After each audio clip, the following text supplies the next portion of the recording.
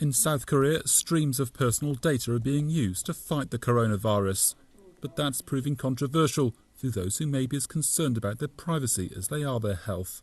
Using mobile phone location data, credit card records and CCTV, within an hour they're able to track and trace people who they think may be infected. The fast response is well ahead of almost every other country trying to contain the disease. The system was introduced in March, effectively removing barriers to sharing information between several authorities. It's built on the country's smart city data platform, designed to let local authorities share urban planning information on things like population, traffic and pollution. Yoon Do-ki is the director of the infectious disease management in Gyeonggi province. We can receive GPS information from mobile service carriers and card usage records in about 20 to 30 minutes using the system. So the time needed for epidemiological investigation, which used to take around 2 to 3 days, has been relatively shortened, and it helps prevent the spread of infections. The system got its first test with a fresh outbreak in May, traced to an area of the capital, Seoul, known for its nightlife. At least 196 people were infected in just this small hotspot. We accessed all credit card usage records of the people who visited Itaewon clubs. Everyone on the visitors list are suspected infectees, so we investigated those specific people's card usage records. We also requested GPS information and received a full list of people who stayed in the relevant areas for over 1 hour during a specific time period. Authorities' power to get hold of personal information was established by a new law 5 years ago. The Infectious Disease Prevention and Control Act was introduced after the country was hit by the Middle East respiratory syndrome, known as MERS.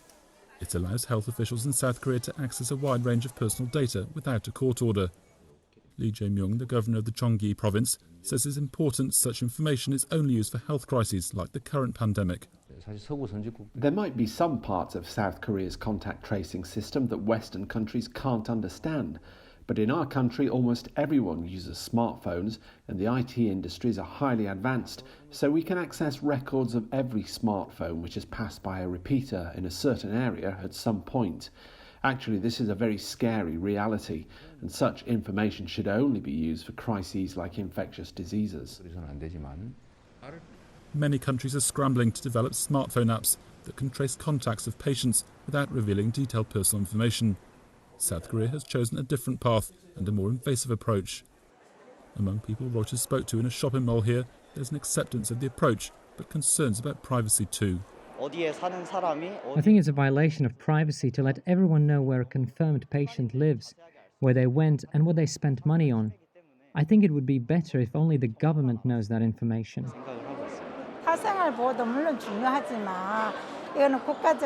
Of course, protecting privacy is important, but I also think privacy should be put aside at this point, both nationally and globally. At a national or global level, lives are more important than personal privacy.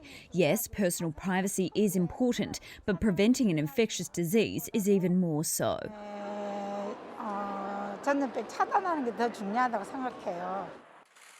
With less than 300 deaths, South Korea's handling of the pandemic has left many countries reflecting on how much better they could have done themselves.